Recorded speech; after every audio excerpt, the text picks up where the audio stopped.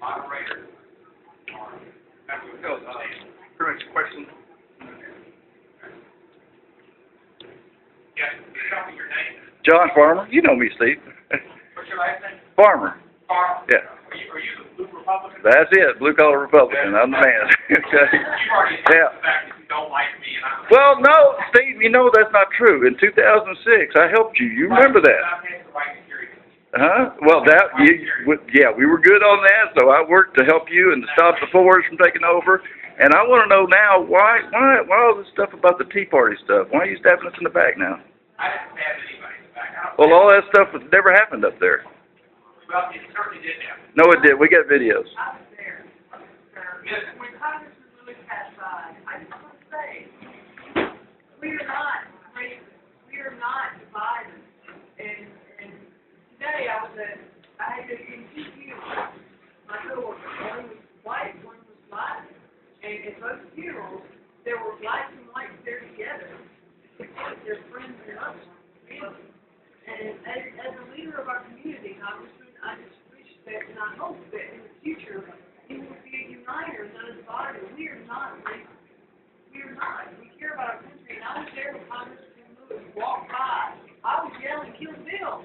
But that was it. That's what I heard. No one said that was wrong. Well, let me say this to you. Congressman Lewis said that he was called the N-word. Congressman Lewis, to the best of my knowledge, has never lied. He's a saint. Time magazine called him a saint. He's my friend. He's a hero. Emmanuel Cleaver said he was called the N-word. He was spit upon. Those things look like fully on your group. And I know I met with you. Excuse me for a minute. I met with you and I met with Mr. Gallanterio and some other people. We had a good discussion for about 45 minutes or an hour in the office about 2 months ago. I know that you are not a racist. I suspect you're not a racist. I don't think you are. And I don't think Peter is. And for that, I would say this. I do think what has happened is the Tea Party should have had somebody stand up and repudiate the actions that occurred. And what happened yesterday was denied, and you continue to deny. There is YouTube video that shows it occurred and shows Emmanuel Cleaver going like this in space. John Lewis walked by a lot of places. I doubt you shadowed him. I know John Lewis did a lot. When he was walking across the street where everything happened. I'm not going to go back and forth. So I just want everyone in this room to know that I was there. I didn't see it, didn't hear it. No one in the Tea Party movement that I have ever come in contact with talks that way, is racist. We want all Americans to come together. That's all I'm going to say. Thank you.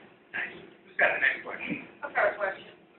You say, What's your name? I'm Brenda Powell. You say that you believe John Lewis.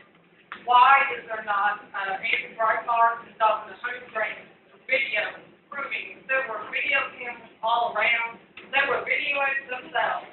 And if nobody could come up and claim that home training, I would think if somebody had a video of it being called that would be, why has that not come up? I mean, I would think that would be pretty easy home training for somebody that was there if they wanted to, produce a video showing that it happened.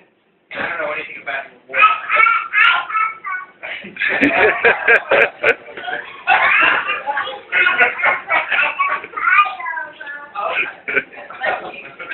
The best evidence rule is direct testimony, and direct testimony is what John Lewis said, and I believe John Lewis.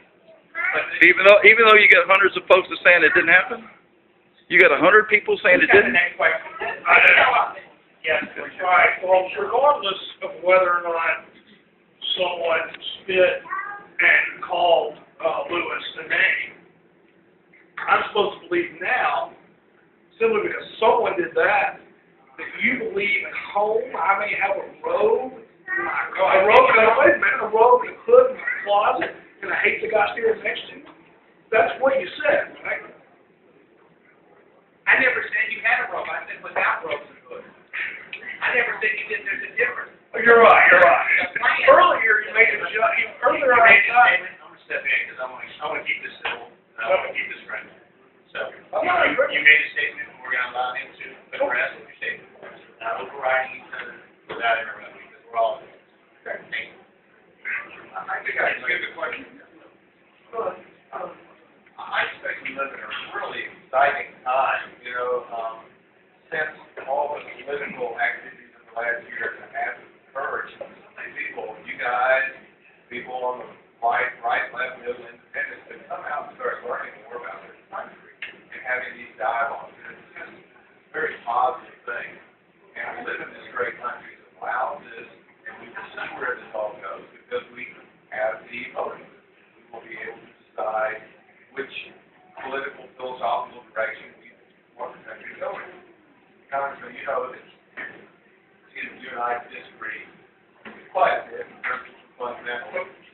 And I just think that it would be best in the future to refrain from the use of such inflammatory language and make critical comments that are defaming of a whole group. I mean, in any group of this size, whether it's the 60s era hippies, you know, throwing feces on policemen, or whether it's something that is possibly misrepresented here, you're going to have individuals possibly did something. I'm not acknowledging that this happened, but to characterize the whole group in such critical terms, I don't think speaks well of the office and of you as our employee representative. So I would just say, you know, And I accept that fear, and I don't disagree. you know, I'm just saying, now, I think we ought to put it behind us and move on because, you know, I don't plan to take on a major, you know, effort with your group and.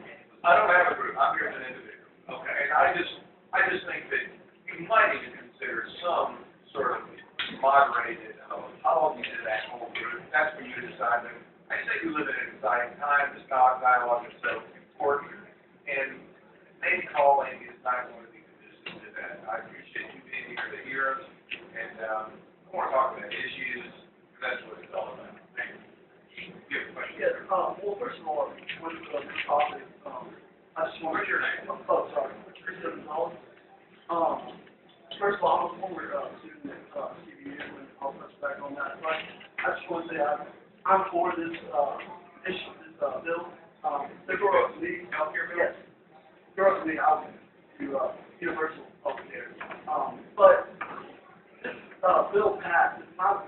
First of all, if my taxes can go and help somebody else, give them health care, why would I not be for that? It's not, they're not taking all my money, and it would help another family. It would help another, it's my family's a human being, first of all. Second of all,